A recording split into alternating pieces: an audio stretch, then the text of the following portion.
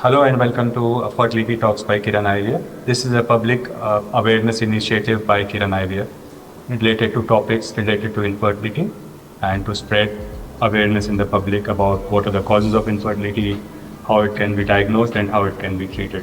Did you ever think that tuberculosis might be the reason that you are not able to conceive and have a child?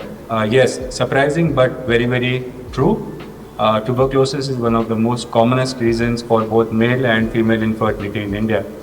Even though there are several initiatives and programs both statewide and nationwide by the government of India to tackle this menace, it is proving to be a very difficult nut to crack. Today, to discuss in detail about tuberculosis and its effect on both male and female infertility, we have our esteemed panel again of Dr. Kiran, Dr. Pratima and Dr. Shravandi. Welcome all of you and thank you for joining us. So Dr. Pratima, normally the public presumes that the tuberculosis only affects the lungs and you'll have people coughing all the time. But when it comes to infertility in both male and women, what are the causes of tuberculosis in the genital area and what are the common symptoms?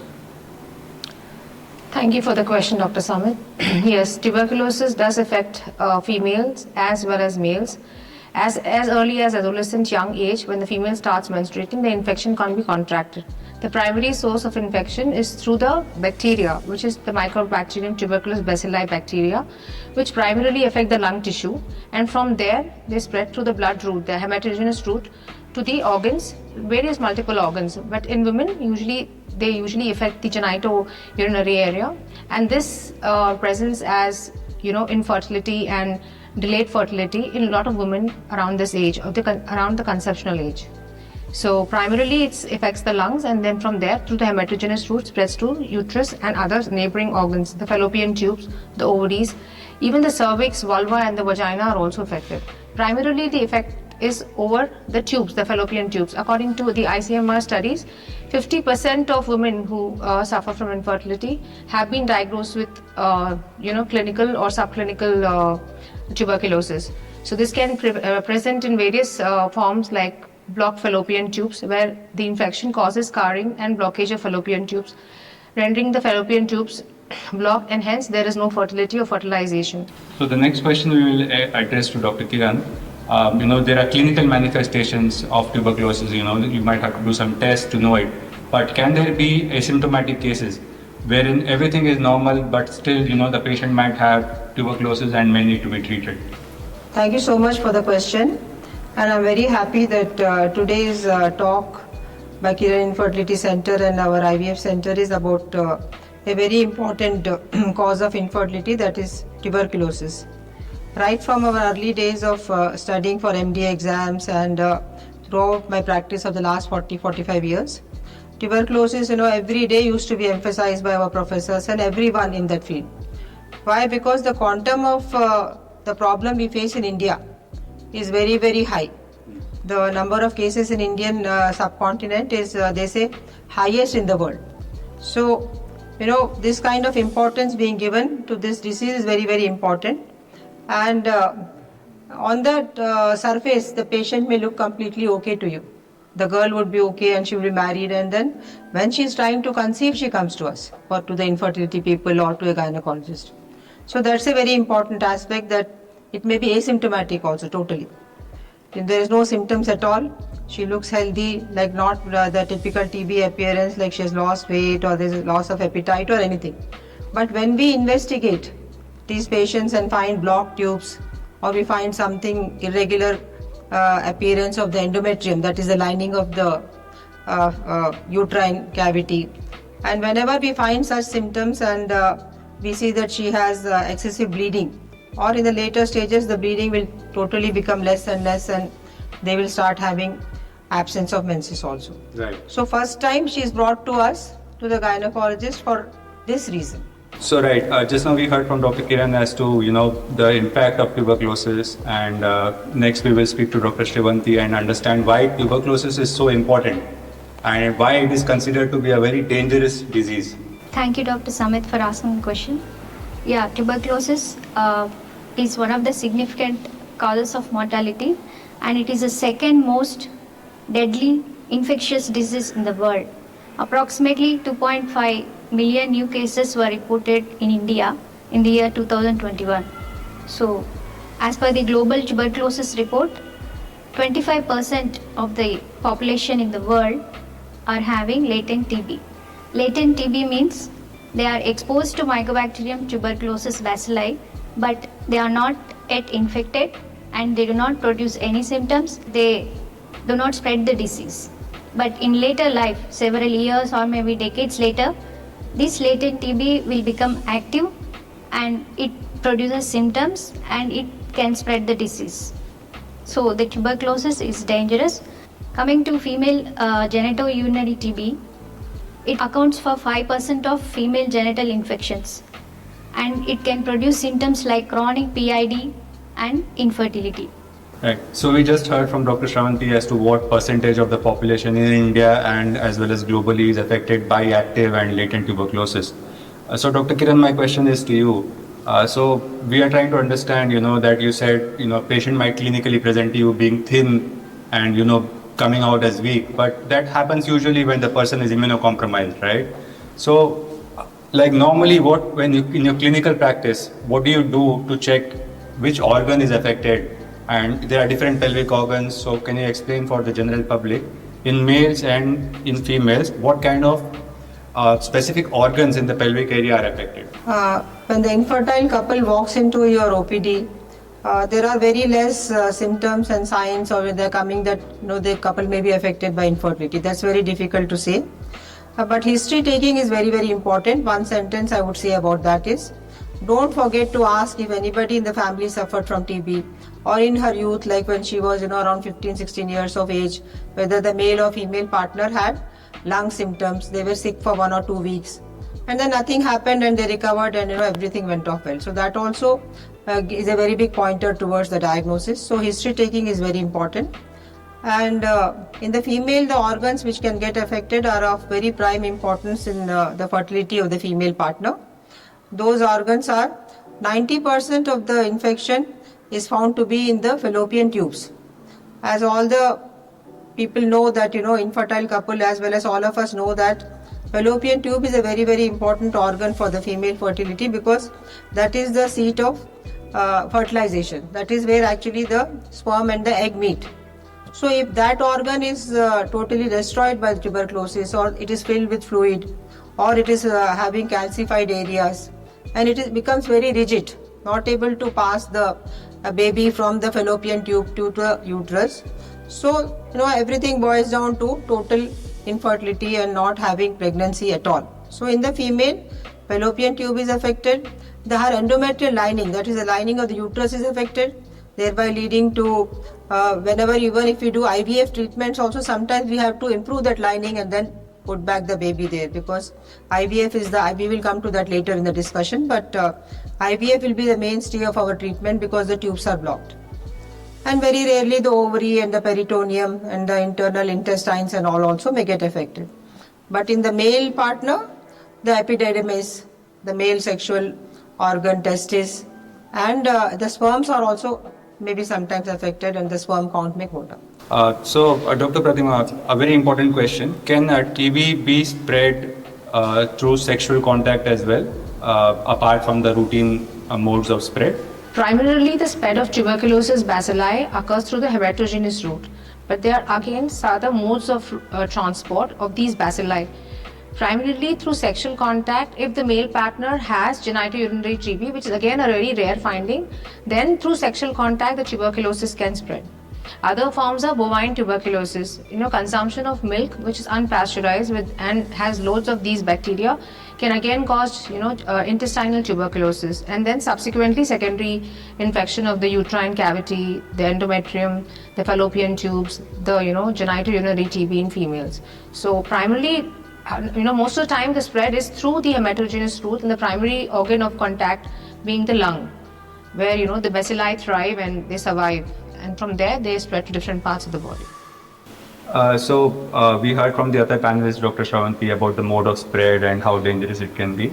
So, why is it so important to treat tuberculosis? What if, patient comes to you, you find out, okay, they have TB, it's fine, she's fine now, clinically she seems fine, let me not treat it and let me just treat the infertility. Why is it so important to treat the tuberculosis and then treat the infertility? Usually the primary organ is the lungs, right? In pulmonary tuberculosis, if we not treat the tuberculosis, then it will lead to complications like hemoptysis, that means coughing of blood in the sputum, pneumothorax, collection of air in the lungs and chest wall, and empyema, collection of pus in the pleural space, bronchiectasis, that means collection of air in the smaller airways due to inflammation, and acute respiratory distress syndrome. This leads to mortality also sometimes. So it causes permanent lung damage in pulmonary tuberculosis. And if this pulmonary tuberculosis is untreated, then it can spread to the other organs of the body, like disseminated TB infection. Like it can spread to lymph nodes, causing TB lymphadenitis. And coming to the abdominopelvic TB, it can cause peritoneal adhesions, nodules, and ascites also sometimes, which may mimic ovarian cancer. And sometimes it can be misguided as ovarian cancer also sometimes. And it can spread to cervix also, causing ulcers on the cervix, which may mimic cervical cancer also, causing discharge of the vagina. So like this, it can spread to other organs of the body and causes permanent damage in any organ. Coming to genitourinary tuberculosis, it mainly affects the tubes and ovaries, endometrium especially, leading to permanent irreversible damage. Because of this, it needs to be treated, otherwise it will lead to permanent damage. So when it comes to infertility, it needs to be treated, otherwise it leads to recurrent implantation failures and decreased success rate even in IVF also. So Dr. Kiran, can you just, a patient walks into your office, and just by looking at them and listening to their history over the years about not being able to have a child, can you say that yes, most likely this is tuberculosis? If I tell you about the incidence of, supposing 6 couples walk into my OPD one particular day or within a week or something like that, then definitely 1 or 2 of them, if their married life is longer than 3 years, my guess won't go wrong that, they have tuberculosis infection in the either partner. So, like when the patient walks into our OPD and gives that kind of history that, everything else was normal, they said unexplained infertility, they said little bit of tubal block was there and it got opened by doing a procedure like hysterosalpingography. Husband had little low count, he had some, seminical vesicle pain, or he had some pain in the testis, some kind of urinary infection was there for the husband, but it got treated. So, the small symptoms also, if you are a clever clinician and if you are, able to understand the basic pathology, then definitely, you can go in that direction, try to not to miss the case. That is very, very important. Some presentations in the female which will make me point towards the diagnosis of tuberculosis will be a thin-billed female who may be having little bit of a cough and like having some kind of a doughy abdomen. When you palpate the abdomen, if there is an abdominal TB, which usually accompanies the genital TB, you will be having a doughy feel of the abdomen. So that kind of a picture is there. And when we do an ultrasound for the patient, we find some fluid in the pelvis and in the abdomen, and we see calcification, calcified areas. Now, little bit I am coming to the investigations, but history, examination, having irregular periods. If the female comes and tells us that she has irregular periods or sometimes more bleeding during the period, lot of pain during the period. So all these are pointers in the female. In the male, it is sometimes having difficulty in passing urine, burning micturition, burning while passing urine, thin build, and they are smokers generally, and sometimes it is accompanied with the habit of alcoholism also, and chewing of tobacco and gutka, etc., and their immunity levels are also down. So that kind of a presentation, if you get, start suspecting. So Dr. Shravanti, can you tell us about Asherman syndrome in detail and how actually tuberculosis causes infertility? Like what is the physiology of it in terms to the uterus and the fallopian tubes, etc.? So usually both fallopian tubes will be affected, and there will be infection and inflammation leading to blockage of the tubes. Sometimes hydrosalpinx will be seen on both the sides. The pathognomonic sign of this genital TB is that the fimbrial ends will be left open only. Here the blockage of tubes occur at the isthmic region where the exact fertilization happens. Here fertilization cannot take place, that leads to infertility. And coming to endometrium, uterine endometrium, here it causes continuous endometrial destruction leading to formation of adhesions inside the uterine cavity. This is called as Asherman syndrome, wherein the adhesions will be seen inside the cavity while doing hysteroscopy. It leads to improper implantation of the embryo, leading to further infertility. And coming to ovaries, ovaries get affected by direct extension from the tubes or through hematogenous route, and here infection in the form of oophorytis takes place, leading to poor ovarian reserve. The ovarian reserve will be less, and also the oocyte quality will be less, and also there is lack of production of progesterone also by the effect of Mycobacterium tuberculous bacilli, leading to luteal phase defect, which is commonly seen nowadays, which is one of the cause of implantation failure and low pregnancy rate. And poor embryo quality will also affect due to intrinsic oocyte poor quality. So these factors will contribute and leads to infertility in a patient with female genital urinary tract TB. So now we know that tuberculosis is caused by a bacteria, Mycobacterium tuberculosis. Let's ask Dr. Pratima what other bacteria or viral infections may mimic tuberculosis or may cause similar symptoms. A lot of time the patient comes with tuberculosis, but other diseases can mimic tuberculosis, and we should be very careful while labeling a patient with tuberculosis as tuberculosis until and otherwise proved. So most of the times the patient comes with acute pain in abdomen. This can be a presentation which is also seen apart from tuberculosis in diseases like ovarian cyst, can be seen in chronic pelvic inflammatory diseases, infections like PID, which is chlamydial infections and other sexually transmitted diseases. The most common symptom for a patient who comes with tuberculosis, once you are labeling a patient of tuberculosis, you have to always exclude other diseases which cause similar complaints. So one of the most common diseases which a patient can come with is when the patient has ectopic pregnancy, she can mimic similarly. She can mimic most of the time with ovarian cyst. She can mimic with pelvic inflammatory diseases. The similar condition is seen symptomatically. Apart from that, ovarian carcinomas and endometrial carcinomas, carcinoma of the vulva and the vagina usually have similar symptoms as tuberculosis. So we have to exclude all these diseases also, apart from just labeling her as tuberculosis of the pelvis. So Dr. Kiran, can you tell us, like a female patient comes to you and you're suspecting tuberculosis, what are the types of tests you would order for her to confirm that it is a case of tuberculosis? When a patient comes to me, the female or the male partner, and I want to diagnose with definitive surety that she has tuberculosis or he has tuberculosis, I would do certain tests for the female and certain tests for the male partner. For the female partner, let us divide like that, general test, history taking, positive history of tuberculosis, again very much points towards like she may be affected also.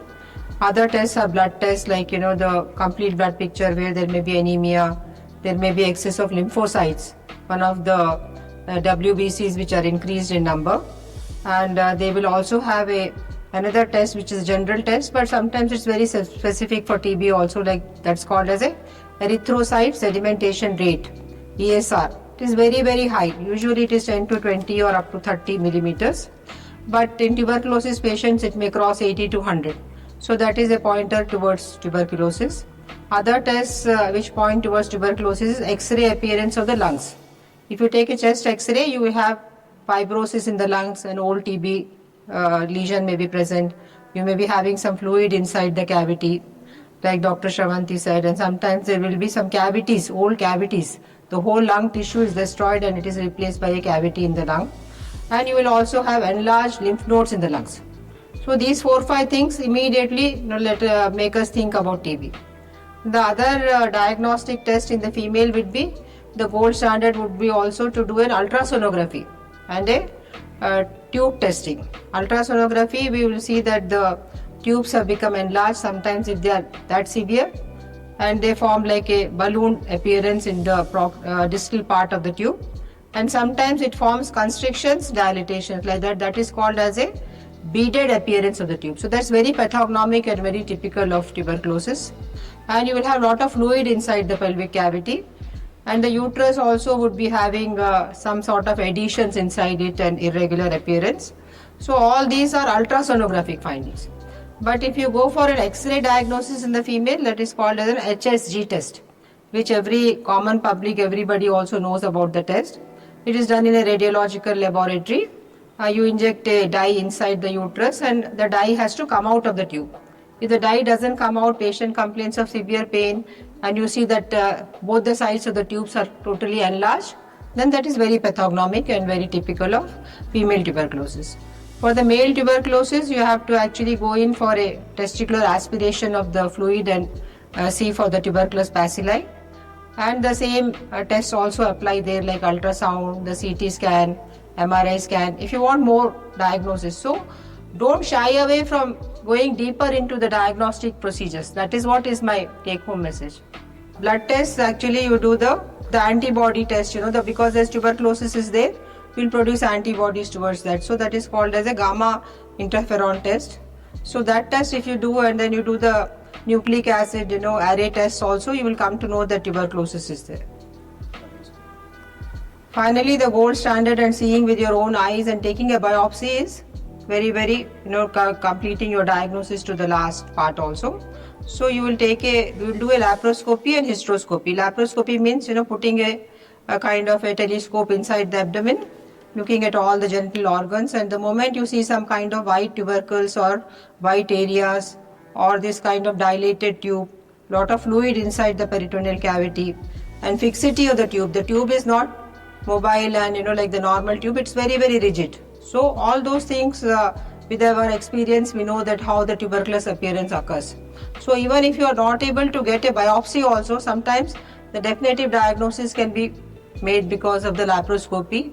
And hysteroscopy, you go inside the uterus, put in a telescope there, and then if you see lot of adhesions and same again white areas or white tubercles, and you have lot of a cobweb appearance where the whole endometrium is actually adherent to each other anteriorly, posteriorly. So all these things are, like the infertility doctors are very much aware of these findings, and when you explain to the patient, they would also understand that what condition they are suffering from.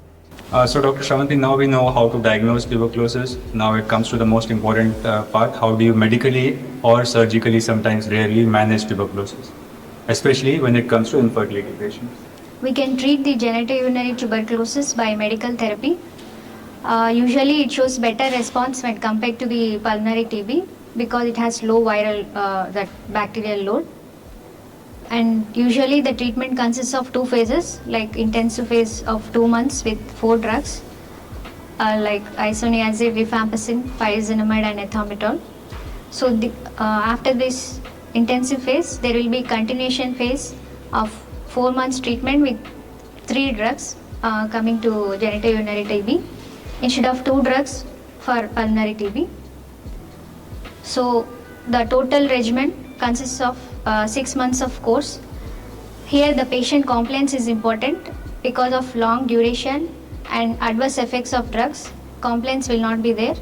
This leads to drug-resistant tuberculosis, which needs an extended regimen of around 9 to 12 months of the same course.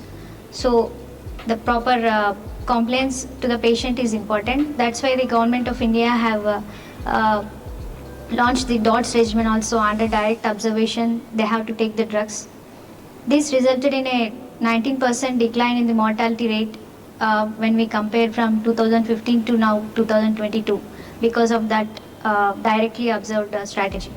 Surgery is usually indicated in case of any abscess for any drainage or any obstruction. If we see hydrosalpinx on laparoscopy when we do diagnosis to know the diagnosis, then it's better to remove the hydrosalpinx before proceeding for IVF. So Dr. Pratim, it might happen sometimes that a female patient comes to you and she becomes pregnant, but you diagnose her with TB. Would you continue the treatment during pregnancy? Is it safe? A pregnant patient comes to you and you diagnose her of tuberculosis, the genital tuberculosis or any other extra genital tuberculosis. Yes, you must counsel her, talk to her and tell her that tuberculosis treatment is mandatory. Compliance is very much needed. It is very much advisable for a pregnant patient to continue her tuberculosis treatment throughout the duration of pregnancy. The only drug that is not advised is pyrazinamide because it has some adverse effects on the fetus. Rifampicin, isoniazid and ethambutol is prescribed. The patient is diagnosed with tuberculosis and is pregnant. The pregnant patient is advised to continue her treatment throughout the course of pregnancy. Apart from pyrazinamide, she can continue with the other doses as prescribed, and pyridoxine should be added. Continuous monitoring of this patient for the adverse effect of the drugs has to be done, which includes hepatic, renal and other screening through blood tests. So Dr. Shravanti, now we have understood how to diagnose and how to treat. Is prevention possible, and why is prevention so important? As the genital urinary TB will cause permanent damage to the genital tract of the woman, so prevention is better, most important. Usually the genital urinary TB will occur secondary, as a secondary infection from the primary. The primary can be located in the lungs or anywhere in the body. So we need to prevent the primary infection first. This can be done by informing the patients of pulmonary TB to maintain the hygiene, personal hygiene at home and in public places, and also emphasize on the need for continuation of the total course of the treatment to avoid drug-resistant TB. And coming to genital urinary TB transmission, always screen for the sexual partner and adopt safe sexual practices like condoms to avoid the reproductive tract infection, especially the genital TB. And also BCG vaccination is advised in developing countries like India, where there is high TB burden. So Dr. Kiran, in your experience over the last so many years, you would have treated thousands of patients of tuberculosis and infertility. A patient comes to you, what is the plan of management and your final conclusions? Yes, Dr. Samit, that's very true. Thousands of patients, or at least hundreds of patients, have passed through my practice in the government hospital as well as in my private practice. When IVF was not available to us about 30 years back, I'll take you from that era to this era. But a high index of suspicion in the mind of the clinician is the key to diagnosis and the key to successful treatment also. If the index of suspicion is not there and you say that tuberculosis does not exist and close your eyes to that kind of a diagnosis, you will never diagnose that, and the patient will go from door to door and from the clinic to clinic and would be suffering. So take the patient into confidence, talk to her about the prevalence of the disease in our country and the prevalence of the disease in infertile patients. You can tell her that 1 in 6 like you are coming to me with this kind of a disease, so why not I investigate you for that part, you and your partner. So there's nothing like any stigma attached to it or nothing like anything attached to it, because it's treatable nowadays. So that high index of suspicion will lead you to diagnosis. We already discussed the diagnostic modalities, and depending on her stage of the disease, if she's in the initial stages also, she would not conceive. Even though the tube was not blocked, she was not conceiving due to some minor factors. So if you put her on anti-tuberculous treatment, sometimes 2-3 months later they have walked in with a pregnancy themselves. So that was a very good news for us. The second category is where tuberculosis was of a moderate to severe degree, where it had affected her tubes, it had affected her ovary, it had affected her endometrium. So in that case, if the tubes are blocked, hitherto we didn't have any treatment. Adoption was the only treatment 40 years back. But the first test tube baby in the world, Louis Brown, was born to a mother who herself suffered from tuberculosis of the tubes. Leslie Brown, her mother. And when Edward and Septo did the IVF for her about 45 years, the lady conceived. So from there onwards, tuberculosis is not untreatable by in vitro fertilization. So offer her a treatment of test tube baby technology, offer her all the modern methods of treatment, and most of the patients will again conceive. Finally we are left off with some very little chunk where actually you may need, where the ovaries are also destroyed, or where her uterine endometrium, like Dr. Shravanti mentioned, is totally a syndrome called as Asherman syndrome. So in that case, she can't carry the pregnancy. She has eggs, the husband has sperm, but she cannot carry. So in that, we offer her a surrogacy option. So different options and different treatments are available. Whatever modality applies to that particular patient, we should offer it to the patient and give her a successful pregnancy. And also ask her to, have safer, younger girls, you teach them, take the vaccination in your childhood, do safer sex practices, so that you don't get infected with tuberculosis. And all those things come under the prevention. And this is the treatment. So thank you everyone for joining us on this really important topic of discussion. Tuberculosis, as we all know now, is not just a disease, it carries a social stigma in India. So we've understood how to diagnose it, how to manage it, how to prevent it, how to treat it. So hopefully we've played our little part here in educating the population about this. Thank you so much for joining us, and we hope you continue to support us. Thank you.